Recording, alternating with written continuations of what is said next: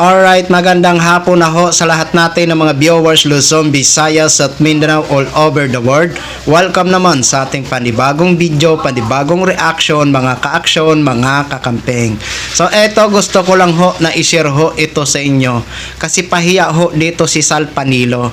Attorney Sal Panilo, sana mapakinggan nyo ho ito kasi ikaw kung makapag-comment ka sa mga prosecutor, wagas. Oo, inggit ka lang siguro, Sal Panilo.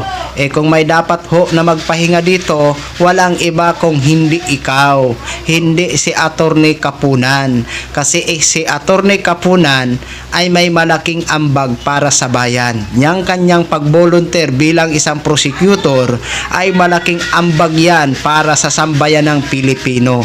Ikaw, di ba? Anong ambag mo? Di ba?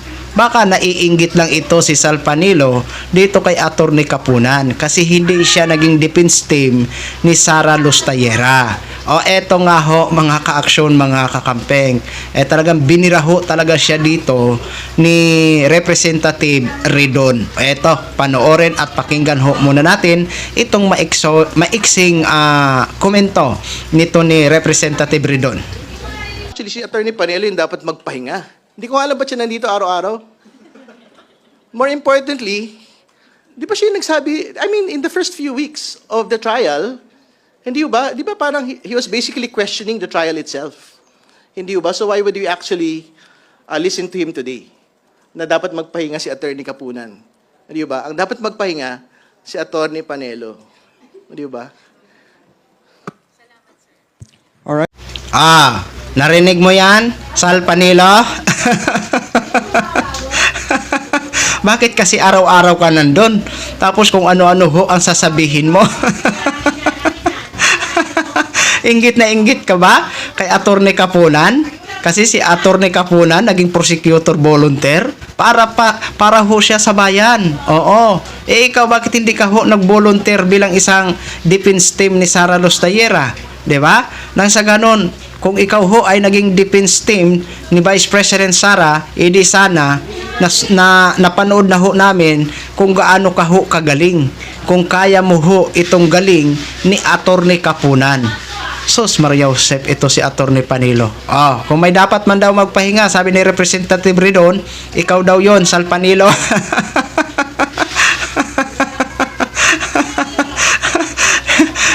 Alam mo, Sal Panilo, mas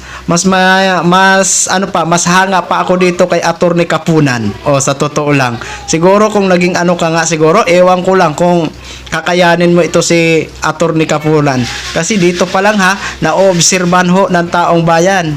Kahit medyo matanda na ho ito si Attorney Kapunan, pero talagang grabe ho. Nandyan pa rin ang kanyang halimaw sa galing. Si Sal Panilo kaya, may halimaw din kaya sa galing?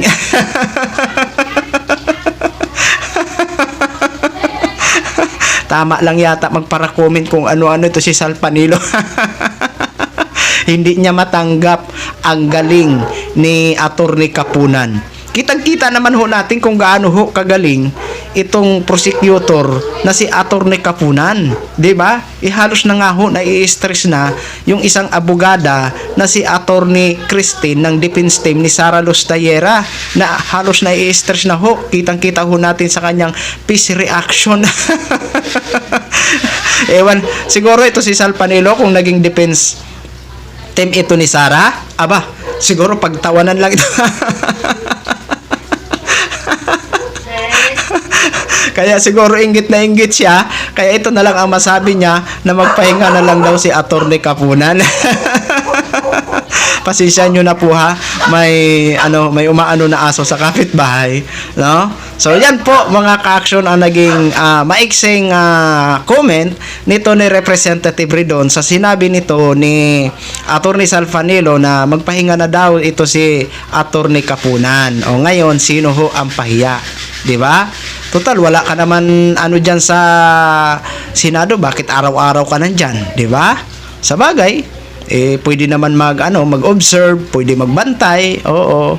Pero yung sabihin mo ang isang abogado na alam naman ho natin na super galing na si Atty. Kapunan magpahinga, aba, kung may magpapahinga man, baka ikaw gusto mo, ikaw na lang ang magpahinga. Kasi si Atty. Kapunan, kailangan ho yan ng sambayan ng Pilipino. Ikaw, pwede ka naman magpahinga sa bahay mo lang. Pwede ka naman manood dyan sa bahay mo lang. Di ba? Oo. O, yan lang ho, mga ka-action, mga kakamping no, gin-share ko lang ho sa inyo yan.